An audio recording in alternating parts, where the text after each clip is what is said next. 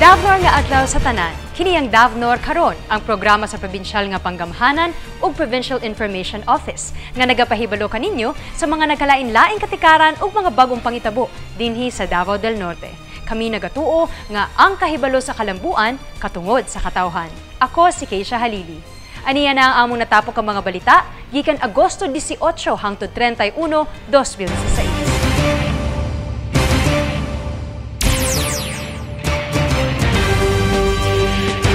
Headline sa Davao del Norte, Governor Anthony Del Rosario, usa sa ginumina isip bagong chairman sa Regional Development Council sa Rehiyon 11. 18 bilyones ka pesos igahin sa pagbuhat ug mga dalan sa mga probinsya. Thai Ambassador, pakusgon pa ang panagsangga sa Davnor.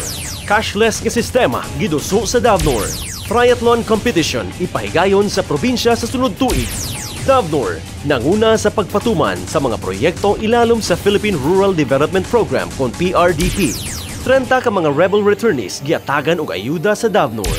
Ug sa ubang balita, 2 ka dental buses gihatag sa Davao del Norte gikan sa Department of Health. TESDA sa Davnor, paningkamutan nga magpabiling number 1 sa Tibok Rehiyon 11. Mga manadamang sa probinsya, pakusgan ang serbisyo aron mapaubos ang maternal ug child mortality. Mga opisyales sa Davnor, batukan ang korupsyon pinaagi sa pagpakusog sa ilang tulubagon sa publiko. Ug liaison officers sa opisina ni Governor Anthony Del Rosario tumong nga palambuon ang ilang panerbisyo sa mga Davao-non.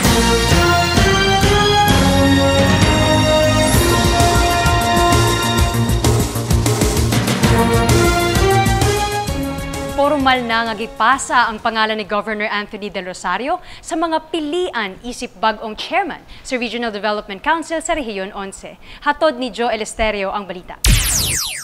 Si Governor Anthony Del Rosario ang usa sa duha ka pangalan nga pilian ni Presidente Rodrigo Duterte isip mosunod nga chairman sa Regional Development Council kon RDC sa Rehiyon 11. Kini mao ang pagbuot sa mga miyembro sa RDC sa gipahigayon nga reorganizational meeting niadtong Agosto 26 sa National Economic Development Authority Building sa Davao City. Mahinumduman nga si kanhing Gobernador Rodolfo Del Rosario nga amahan ni Governor Anthony ang kanhing chairman sa RDC. Sumala ni Governor Anthony kung siyang mapilian, prioridad niya ang pagpalambo sa ekonomiya sa rehiyon. Well, number one priority of course is to align the entire region's priority projects to the economic agenda of President Rodrigo Roa Duterte. No? Kaya importante yun nga masuportahan ginatog 100% ang iyang programa. Ikaduha nga mahimong prioridad ni Governor Anthony mao ang pondo sa rehiyon. Number two of course is the hopefully the increase of budget allocation. No? Pirmi lang ang Region 11, pirmi gamay ang makuha gikan sa national. And considering that we already have a president from Davao Region, a speaker from Davao Region, and a Senate president from Mindanao, angayan lang yun nga dapat mamudako yun ang pondo. Ang usa pa ka pangalan nga milutaw mao ang kay Governor J.V. Tyron Uy sa Compostela Valley. Kinihuman nga mibalibad si Mayor Sara Duterte sa maskin unsang nominasyon pinaagi sa iyang representante tungod sa iyang sensitibo nga pagbuntis. Sa regulasyon sa RDC, kinahanglan nga bisan duha ka miyembro sa konseho ang matugyan nga pangalan ngadto sa presidente, kinsa nga mao lamang dunay gahom nga motudlo sa mosunod nga chairman.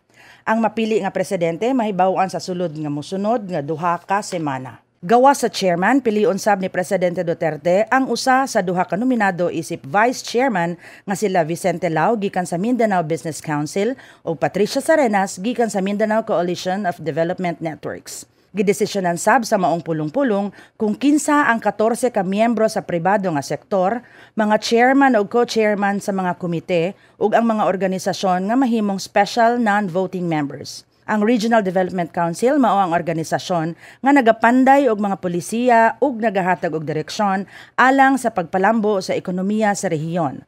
Joe Eleuterio, Davnor karon. Giaprubahan na sa Department of Budget ang 18 bilyones pesos nga kantidad sa pagbuhat og mga dalan sa Davao Norte. Human kini bag-uhay nga giduso sa League of Provinces in the Philippines tungod sa dakong panginahanglan sa mga probinsya. Ang balita gikan kang Jeremy Madronial. Sa usa ka bag-uhay nga pulong-pulong sa League of Provinces in the Philippines kun LPP sa Maynila, gipahibalo ni Budget Secretary Benjamin Jokno ngadto sa mga opisyales ang gilatid na mga kondisyones sa nasyonal nga panggamhanan sa pagpang-ayo ug pangpang-uswag sa probinsyal na mga dalan. Gamiton ang giaprubahan nga pondo sa pagpadayon sa Provincial Roads Network Development Program ug ilakip ang maong pondo sa National Expenditure Program nga isumiter sa ehekutibo nga departamento ngadto sa Kongreso sa Setyembre. Alang sa liga, dako ang bili sa maong pondo aron mulig-on pa ang pinagkaugalingon sa lokal nga panggamhanan. Ang Provincial Roads Network Development Program mao'y pagpalapad sa malampusong pakig-alayon sa Provincial Road Management Facility nga naman ni adtong miaging tuig. Napulo ka mga benepisyaryo nga probinsya ang gipondohan sa Australia's Department of Foreign Affairs and Trade. Sa ubang balhin, may pasarusab og resolusyon nga nag-aghat sa tanang probinsya sa pagsuportar sa Senate Bill numero 40 nga Budget Reforms for Village Empowerment Act kon brave ni Senador Panfilo Lacson. Usa ka balaod nun nga nagtumong sa pagtukod og makatarungan og makaingayon nga pagpadako sa budget alang sa kalambuan sa mga lokal nga panggamhanan. Jeremy Madronial, Davao Norte karon. Sa kinaunhan nga pagbisita ni Thailand Ambassador Tanatip Umapatising sa Davao del Norte, malaumon kini sa panagsangga sa ilang nasod sa atong probinsya tungod sa iya nakitang dakong potensyal diri. Ang detalye gikan kang Noy Gorgonio. Usa ka mabungahong panagsangga sa patigayon sa Davao Norte ang gisaad ni Thailand Ambassador to the Philippines Tanatip Umapatising sa iyang pagbisita sa probinsya ni adtong Agosto 27. Sa usa ka pakighisgot sa ambasador, iyang gibutyag nga pakusgan sa Thailand ang mga proyekto niini diha sa probinsya, ilabi na ang aquaculture. As far as I can see, I believe that aquaculture is the most important thing that we could develop together. And actually, we also have a big company from Thailand here called CPF, Jalan Pokapan Food. So they got a representative here as well, and I believe that right now they have been closely working, with the private sector here. Dugang pa ni Umapatising, importante gayud ang suporta sa gobyerno sa pagpalambo sa aquaculture sa probinsya nga gipaningkamutan pag-ayo karon partikular sa syudad sa Panabo. I believe that in aquaculture corporation, the support from the provincial government is most important thing. So right now, today, I have a good opportunity to be here, to discuss with the provincial officers. And I believe that there will be so many things that we can do together. Mihatag pud og tambag si Umapatising aron mahimong mamaayo pa ang retail industry sa probinsya ug sa nasod. Here, the competition is quite is monopolized. So the best way to do it, you have to bring more players, especially in the telecommunication and also in electricity. Otherwise, the price of this kind of thing, will be quite high. Malaumon sab ang ambasador nga mulambo pa ang probinsya nga kasamtangan ay ka-15 sa ranggo sa mga competitive nga probinsya sa nasod base sa National Competitiveness Council. Congratulations, to the people of Davao del Norte because you have great potential to be developed, to be almost number one of the Philippines in the near future. Noy Gorgonio, Davao Norte karon. Sa tumong nga mapapaspas ug mapahapsay ang mga pinansyal nga transaksyon sa mga Dabaonon, usa ka cashless nga sistema ang buot ipatuman sa tibuok probinsya, pinaagi sa usa ka pakig-alyansa sa Globe Fintech Innovations Incorporated. Ang taho gikan kang Charlene Luna. Ang Davao del Norte ang mahimong pinakaunang probinsya sa nasod nga mogamit sa cashless nga sistema sa mga transaksyon sa kwarta, kung madayon ang pakig-alayon niini sa Globe Fintech Innovations Incorporated. Pangunahan sa Mint, usa ka kumpanya sa ilalom sa Globe Fintech, ang pagpatuman sa maong sistema nga buot nila sugdan sa Tagum City ug munisipalidad sa Carmen. Pinaagi sa maong sistema, mabuhat na sa maskin unsang cellphone ang mga transaksyon sa kwarta, sama sa pagbayad og buhis, pagsweldo sa mga empleyado ug maski ang pagbayad og utang. Sumala ni Governor Anthony Del Rosario, dako ang matabang niini sa pagpapaspas sa mga proseso sa gobyerno. Usa sa mga nakita natong dakong tabang aning initiative is the payment of taxes, no? Dali na kayo bayran, no? Dili na kinahanglan nga ang tao mo adto pa sa munisipyo or sa city hall para magpila, para magpa-process ng mga papeles. All of it can be done at the comforts of their own home, no? Tumong sab-samint nga himuong cash centers ang mga sari-sari stores, mga pawn shops, ug maski ang mga barangay halls aron mas hapsay ang pagproseso sa mga pinansyal nga transaksyon sa mga nagpuyo sa layo nga mga dapit. Alang kang Tagum City Mayor Alan Relion, nakaalayon ang ginaduso nga cashless nga sistema sa tumong sa ilang gobyerno nga mapadali ang pagbayad sa buwis sa mga Tagumenyo. This is on time with our direction now with the city government of Tagum, in as much as in this year's ranking in competitiveness. With these new inputs now in terms of from taxpayers to the government, na idadaan na sa yung mobile, I think that's a very welcome development, and we're thankful, no, na sinama ng provincial government ang Tagum as one of the pilots. Sa karon, 5 ka syudad ug 13,000 ang mga gagmay nga negosyo ang kasangga sa Mint sa tibuok nasod. Aduna na sab kini 54 nga GCash outlets sa Davao del Norte. Apan sumala ni Mint Assistant Vice President Public Sector Group Nicole Alicer, ang Davao del Norte ang kinaunhan nga probinsya nga kasangga sa Mint kung madayon ang proyekto. This is the very first one that we're enabling something like this. Most of the other areas have been just a city build-up and only one types of use cases. So this will be the first province where we will enable a fully inclusive financial service area. Tumong sa probinsyal nga panggamhanan ug sa Mint nga masugdan ang pagpatuman sa cashless nga sistema sa dili pa mahuman ang kasamtangang tuig. Charlene Luna, Davnor Karon.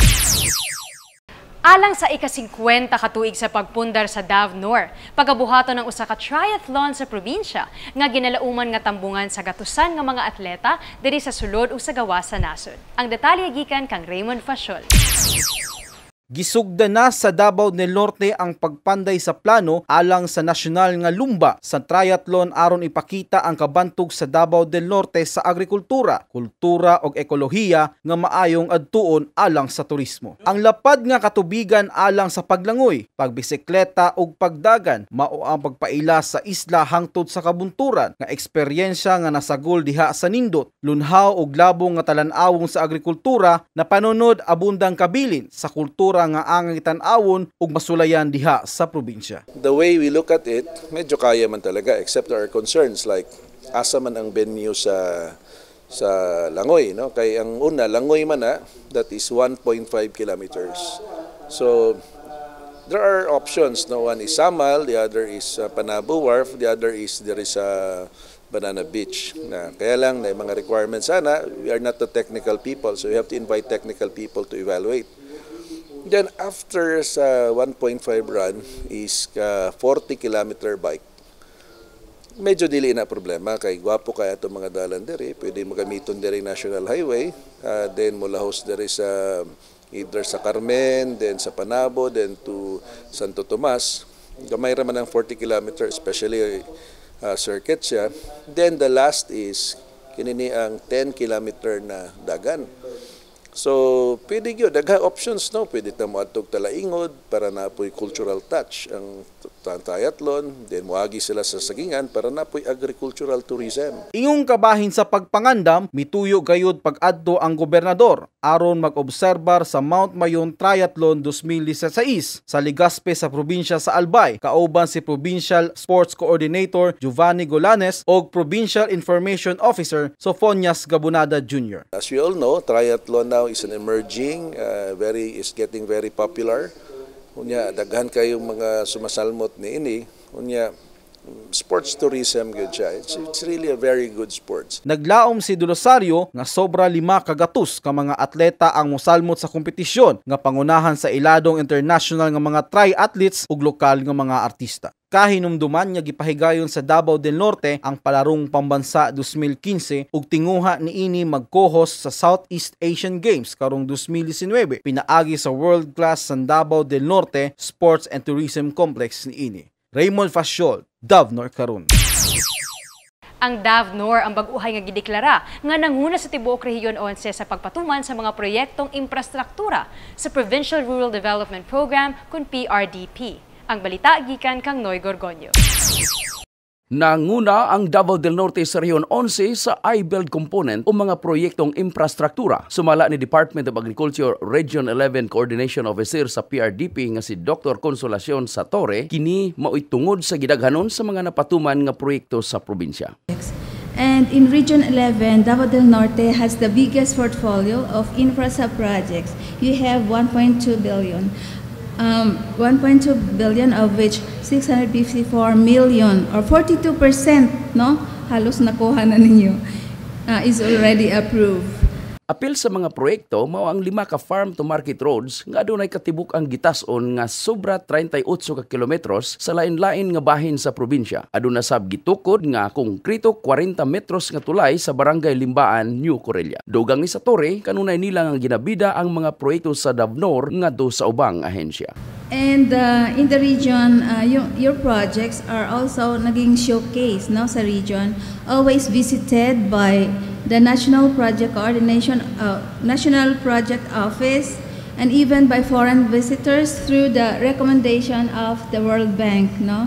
Sunod sa kinadaghanang napatuman na nga mga proyekto, mao ang Davao Oriental sa kantidad nga 517.74 milyones. Ikatulo ang Compostela Valley sa kantidad nga 425.36 milyones ug Davao del Sur sa kantidad nga 236.17 milyones ka pesos. Ang PRDP mao ang programa sa nasyonal nga panggamhanan ug sa Department of Agriculture nga nagahin og 27.5 bilyones sa mga gipili nga probinsya sa nasod aron mapalambo ang ilang agrikultural nga ekonomiya. Nagsugod kini adtong tuig 2014 ug mahuman sa tuig 2020. Noy Gorgonio, DAVNOR karon.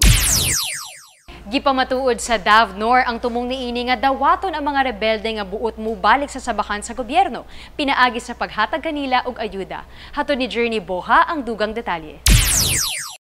Mukabat og 1.9 milyon ka pesos ang kinatibuk ang tabang nga gihatag sa 30 ka mga rebel returnees gikan sa nasyonal nga panggamhanan pinaagi sa programang Comprehensive Local Integration Program CONCLIP. 65,000 ang gitunol ni Davao del Norte Governor Anthony Del Rosario, kauban si kapalong Mayor Maria Teresa Timbol ug Davao del Norte Provincial Police Office Director, Police Senior Superintendent Ferdinand Cifuentes sa matag usa ka returnee atubangan sa mga miyembro sa Provincial Peace and Order Council atul sa kapulungan sa maong council ni adtong miaging Agosto 30. Naglaom si Gobernador AGR nga gamiton pag-ayos sa mga returnees ang kwarta nga ilang nadawat. Gamitan sa pagnegosyo para mulambo ang ilang pamilya. Tumong sa clip nga makasugod usab ang mga rebel returnees sa ilang kinabuhi isip sibilyan pinaagi sa maong ayuda. Journey Boha, DAVNOR karon. Mao kadto ang atong mga headlines. Musunod na ang ubang balita human aning mga pahibalo.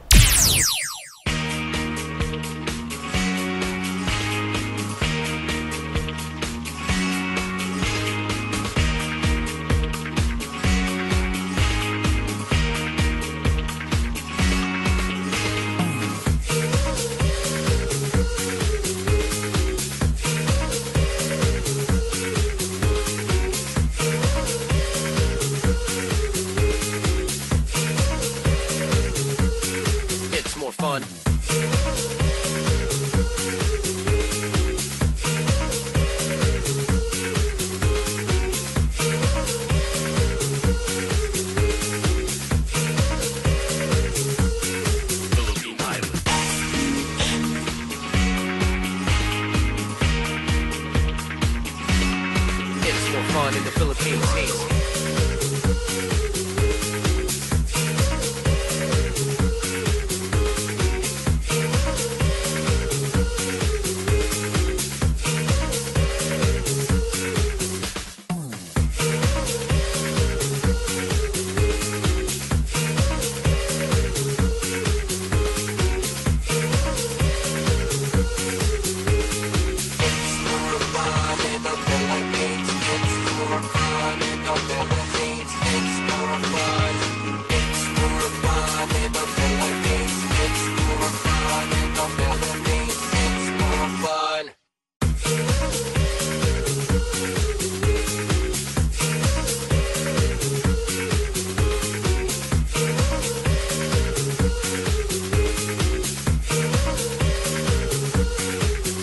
fun in the Philippines.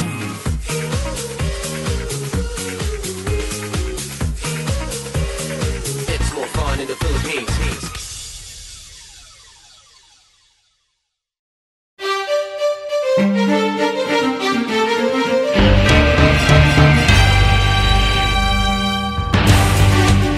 Nipasaad ang Technical Education and Skills Development Authority sa DAVNOR nga ilang paning kamutang magpabiling number 1 sa tibuok Rehiyon 11 sa aspeto sa skills development atol sa ilang kasaulugan sa ika-22 nga tuig sa ahensya. Nagabalik si Noy Gorgonio.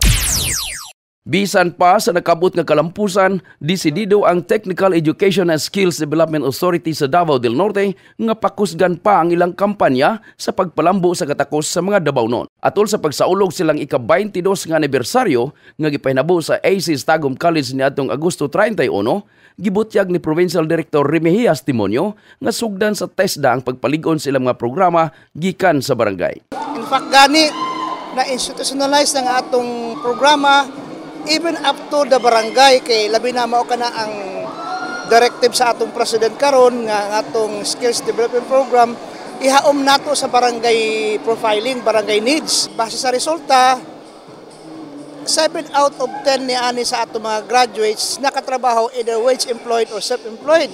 O katong mga nakatrabaho, 9 out of 10 employers nakaingon pinaagi sa survey na kontento sila sa performance sa ato mga TESDA graduate. Ang TESDA nahimo na nga ISO sertifikado 9001-2008 nga nagpasabot nga ang mga pagbansay nga gihimo niini kaparehas na sa international nga sukdanan tungod sa pag-establisar sa quality management system. Noy Gorgonio, DAVNOR karon. Aron mapakusgan pagayod ang dental health program sa probinsya, duha ka dental bus ang gihatag sa Department of Health Central Office sa DAVNOR. Hatod ni Jeremy Madronial ang detalye. Ang DAVNOR mayusa sa mga probinsya sa Pilipinas nga nakadawat og duha ka dental buses alang sa Health Facility Enhancement Program sa Department of Health. Matod ni Dr. Maria Cristina Jimena, dentista sa Provincial Health Office kon PHO, andam na nga molibreng serbisyo ang dental bus sa bisan haing dapit sa probinsya sa Davao del Norte. The mobile dental bus is ready to serve for the constituents of the people of Davao del Norte. The bus serve for all ages, but we have a priority age like the children, the pregnant women, the adult, and the senior citizen. Gigamit ang duha ka bag-ong dental buses sa usa ka libreng dental check-up alang sa kapin duha ka gatus nga estudyante gikan sa lain-laing daycare center sa Carmen, Davao del Norte niadtong Agosto 30. Lakip sa maong libreng serbisyo ang tooth extraction, application of sealant, oral examination ug pasta. Ang maong mga serbisyo mao'y sulod sa duha ka prioridad nga programa sa dental health unit sa PHO nga sagapin unang ngipin, nga naghatag pagtagad ug pag-atiman sa gagmayng kabataan ug mga buntis alang sa dekalidad nga prenatal care. Kailangan talaga yung buntis, kailangan talaga mag-undergo ng dental check-up para to achieve a quality prenatal care.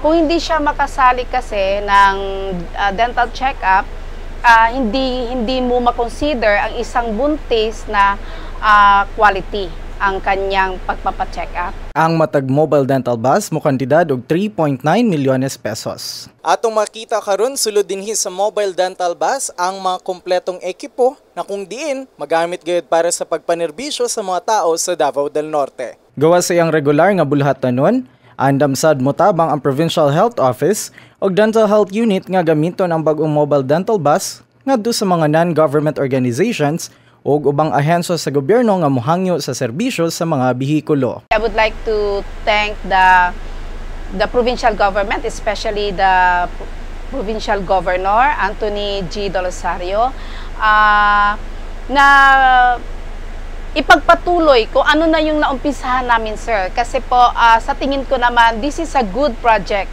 This is a good program coming from our very own Provincial Health Office. Jeremy Madronial, DAVNOR karon. Sa tumo nga mapaubos gayud ang mga mamatay nga inahan ug anak sa pagpanganak, ipamaayo pa kuno sa mga mananabang sa DAVNOR ang ilang kahanas ug pagpanerbisyo. Nagabalik si Joel Esterio. Gipahigayon ang kinaunahan nga Public and Private Midwives General Assembly nga gitambungan sa kapinduha ka gatos ka mga mananabang gikan sa lain-laing dapit sa probinsya niadtong Agosto 30 didto sa bulwagan ng lalawigan. Tuyo sa maong katiguman nga hisgutan ang pagkabuot sa Sustainable Development Goals nga mao ang pagnaog sa maternal ug child mortality rates o ihap sa mga inahan ug ilang mga bag-ong natawo nga mamatay human sa pagpanganak. Giila ni Governor Anthony Del Rosario ang dakong papel sa mga mananabang sa pag-atiman sa panglawas sa mga Dabawnon. Mato ni Del Rosario diha sa iyang mensahe nga mahitabo ang mga kamatayon tungod sa kakulangan sa hanas nga mananabang ug saktong pasilidad sa mga paanakan. Bisan pa niini, minaog na ang maternal mortality rate sa probinsya gikan 150.91 ni adtong 2014 ngadto sa 105.16 sa milabay nga tuig. Mikunhod sab ang infant mortality rate gikan 18.75 ni adtong 2014 ngadto sa 5.96 ni adtong 2015. Apil niini ang mortality rate sa mga batan-on nga nag-edad og 5 ka tuig paubos, gikan 23.23 sa 2014 panaog sa 7.81 sa 2015. Ang maong panagtapok giorganisa sa Integrated Midwives Association of the Philippines Incorporated. Jo Elesterio, Davnor Caron. Nagkahiusa ang lokal nga mga opisyales sa Davnor nga kabuton ang taas nga level sa pagkamay tulubagon sa ilang pagpanerbisyo publiko pinaagi sa usa ka seminar. Nagabalik si Journey Boha. Nagpahigayon si Governor Anthony Del Rosario ug usa ka public accountability seminar nga nagahatag bili sa serbisyo publiko. Ingon man ang lalom na pagsabot-labot sa pagkamay tulubagon sa lokal na mga opisyales sa probinsya. Sumala ni Provincial Administrator Sammy Sanchez ang pagpanerbisyo sa publiko. Usa ka pribilehiyong gihatag kanila. No one has the right to be in public service. It's just a privilege given to us by the Constitution of our country. So such privilege has to be valued with our corresponding responsibility of the mandate given to us. Mismong ang gobernador, Vice Gobernador Alan Duhali, mga provincial board members, city ug municipal mayors, ug mga opisyales, lakip na ang mga opisyales sa Kapitolyo ang mitambong sa panagtigom nga gipahigayon sa bulwagan ng lalawigan Tagum City nga gipasiugdahan sa Office of the Deputy Ombudsman for Mindanao. Giawhag ni Gob Del Rosario ang lokal na mga opisyales nga mahimong modelo alang sa pagbag-o. Ilabi na ang pagtabang sa presidente sa pakig-away batok korupsyon. Fighting corruption in government is truly an uphill battle. In fact, it has been said that it is a hopeless case for the Philippines. However, our country's renewed fight against graft and corruption, with President Rodrigo Roa Duterte at the helm, inspires us in the provincial government to stand our ground and help provide the impetus to the President's noble cause. We have a big stake in bringing back faith and confidence in government. Gihisgutan ni Senior Administrative Assistant of the Office of the Ombudsman, Attorney Christy May Sinahon, ang maayong buhat nga mugiya sa publikong opisyalis maingon man ang administratibong balaod nga magsilot sa korupsyon. Samtang gipasabot ni Graft Investigation Officer Attorney Hill Garcia II ang balaod kriminal nga manalipod sa publiko batok korupsyon. Giklaro usab ni Attorney Garcia nga ang ginagmay na pagdala sa mga supply sa opisina, tag-as na pagpahulay aron lang mag-abi-abi og mga kaila samtang nagtrabaho ug ang pag-uli og sayo nga wala pay alas 5 giisip usab nga korupsyon. Journey Boha, Davnor Caron. Kapin 40 ka mga liaison officers sa opisina ni Governor Anthony Del Rosario ang nagtuon og personality development ug public speaking sa tumo nga mahatagan ug mas maayong pagpanerbisyo ang mga Dabawnon. Nagabalik si Charlene Luna. Personality development ug public speaking ang gitutukan sa kapin 40 ka mga liaison officers ug personal staff gikan sa Provincial Governor's Office aron mapaayo pa ang ilang pag-atubang sa katawhang Dabawnon sa mga higayon nga sila magrepresentar sa gobernador. Sa buntag, gipaambit ni Provincial Information Officer Sofonias Gabonada Jr. ang iyang kahanas bahin sa personality development kung asa gitudluan niya ang mga officers sa tamang postura, grooming ug pakiglambigit sa isig katao. Sa hapon, gitudlo ni Information Officer 3K Shahalili ang maayong pamaagi sa pag-istorya sa daghan nga katawhan. Sumala sa mga officers, dako kaayo og tabang ang ilang mga natun-an. Ilabi na panahon nga adunay dako nga mga kalihukan nga dili matambungan ni Governor Anthony Del Rosario. Ang mga liaison officers ug personal staff ang nagapahibalo sa mga kabaranggayan, bahin sa mga programa, kalihukan ug uban pang opisyal nga impormasyon gikan sa opisina sa gobernador. Charlene Luna, Davnor Karon. Ug karon atong tan-awon ang balita sa panahon gikan kang Eric Rosilio, ang Planning and Early Warning Section Head sa Provincial Disaster Risk Reduction and Management Center. Hatod ni Billy Delatre ang ulat.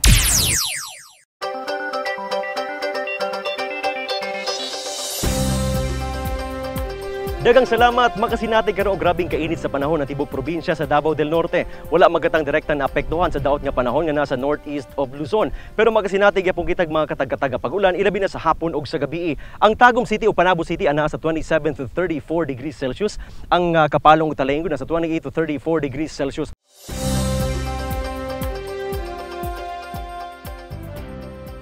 Pahimangno sa mga katawhan nga nagpuyo sa mga low-lying areas o sa mga lugar nga sagad ginabaha. Masking sa kainit sa panahon, pwedeng mubundak ang kusog nga pag-ulan. Resulta niini ang localized thunderstorm nga moresulta sa maong pagbaha. Maong permi kita magbantay, maminaw sa pahimangno aron malikayan ang kasubo. Ako si Billy Delatre, back to you, Kisha. Salamat Eric ug Billy. Mao kadtong mga pangitabo sa atong probinsya gikan Agosto 18 hangtod 31, 2016. Buot na ako pasalamatan ng Bellissima Salon and Spa. Ilabi na kang Japet ug Michael ug Blair Japanese Lipstick by Pretty Looks para sa ako ang hair and makeup. Aduna sila IPL hair removal with whitening promo karon sa kantidad nga 299 pesos lang. Daghang salamat sab sa Vestida, ilabi na kang Mr. Marlon Suwan para sa ako ang wardrobe and accessories. Bisitaha ang ilang ikaduhang branch sa second level sa Robinson's Tagum. Congratulations po kay Mr. Marlon Suwan sa garbo nga iyang nahatag sa Davnor. Isip usa sa mga mi-appeal sa Stellar Fashion and Design Competition. Ug labaw na dakong pasalamat kang Mr. Chris Papna, kauban si Negi para sa ako ang styling. Uban ka namo sa sunod nga higayon. Dinhi sa programa nga nagatuo nga ang kahibalo sa kalambuan katungod sa katawhan. Daghang salamat sa pagtan-aw. Ako si Keisha Halili ug kini ang Davnor Karon.